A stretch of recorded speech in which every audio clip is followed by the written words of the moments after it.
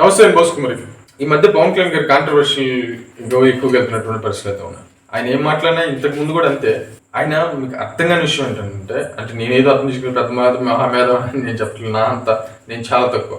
దాంట్లో ఏంటంటే పవన్ కళ్యాణ్ గారు ఫస్ట్ నుంచి కూడా చేసుకొచ్చిన రాజకీయాన్ని మీరు నిశ్చితంగా గమనిస్తే ఎవరికి అర్థం కాదు. కానీ లాస్ట్కి వచ్చే రిజల్ట్స్ ఇలాగ ఉంటుంది. ఇప్పుడు వచ్చిన రిజల్ట్స్ లాగే ఉంటుంది. 2024 ఎలక్షన్స్ రిజల్ట్స్ లాగే ఉంటుంది. చాలా నిగూఢంగా చాలా డెప్త్ గా మాట్లాడుతున్నాను. కానీ అర్థం కానిటువంటి వాళ్ళకి ఏంటంటే అది అర్థం కానట్టే ఉంటుంది. దాని మీద కామెంట్స్ చేసుకుంటూ ఉంటారు.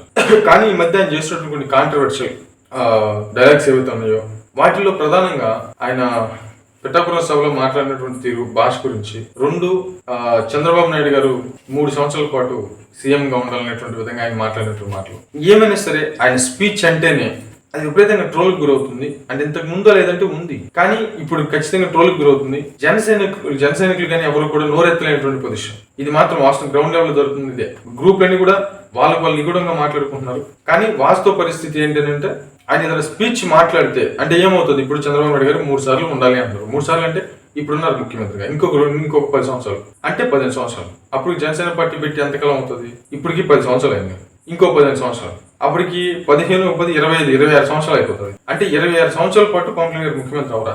అంటే ఇంక జెండా కూలీలు, జన సైనికులు ఈయన చంద్రబాబు నాయుడు గారు పెట్టారు. ఇవన్నీ కూడా వీటికి బలమిస్తూ ఆయన చేసేటువంటి కామెంట్స్. కానీ దీని వెనక చాలా బలమైన రాజకీయం ఉంది. అది ముందు రోజులు ఖచ్చితంగా అర్థమవుతుంది. చాలా బలమైన రాజకీయం ఉంది దీని వెనక. ఆయన అట్లా మాట్లాడడానికి చాలా బలమైన రాజకీయం ఉంది. రీజన్లు కూడా ఉన్నాయి. ముందు రోజుల్లో వాటిని ఖచ్చితంగా ప్రస్తావించుకోవాలి. అలాగే ఇప్పుడు పవన్ కళ్యాణ్ గారు ఒక స్పీచ్ ఇస్తున్నారు అంటే ఖచ్చితంగా జనసైనికులు భయపడుతున్నారు. ఎందుకు భయపడుతున్నారు అంటే విపరీతంగా ట్రోల్స్ గురవుతున్నాయి. అంటే నిజమైనటువంటి న్యూట్రల్ గా మాట్లాడేటువంటి వ్యక్తులు చాలా తక్కువ. 1, 2, 3 వాళ్ళ మినహాయిస్తే న్యూట్రల్ అని చెప్పుకొని ఒక పార్టీకి సపోర్ట్ చేస్తూ న్యూట్రల్ అని చెప్పుకునేటువంటి కొంతమంది తయారయ్యారు ఈ మధ్య కాదు, ఎప్పటి నుంచో ఉన్నారులే. మరి వాళ్ళు ఎవరైతే ఉంటారో వాళ్ళకి స్టఫ్ ఇచ్చినట్టు అవుతుంది.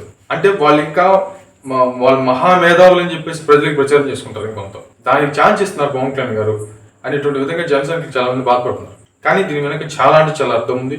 నేను 2024 ఎలక్షన్స్ ముందు కూడా సేమ్ సిచ్యువేషన్. పవన్ కళ్యాణ్ గారు మాట్లాడినా ఆయన తీసుకున్న నిర్ణయాల వల్ల విపరీతంగా జనంలోకి వెళ్తూ ఇలాంటి టైంలో ఇలాంటి నిర్ణయం తీసుకుంటున్నాడు ఏంటి, చాలా గొడవ జరిగింది, చాలా ట్రోల్స్ జరిగాయి ఆ టైంలో కూడా.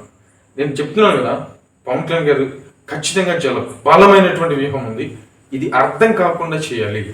ఇంతకుముందు అర్థమైన తప్పలేదు, ఇప్పుడు అర్థం కాకూడదు. అర్థమైందా ఇప్పుడు చాలా ప్రాబ్లమ్స్ వస్తాయి, చాలా ప్రమాదం. ఆ విషయం పవన్ కళ్యాణ్ గారికి బాగా తెలుసు అనేది నా అభిప్రాయం. మరేమంత చూడండి.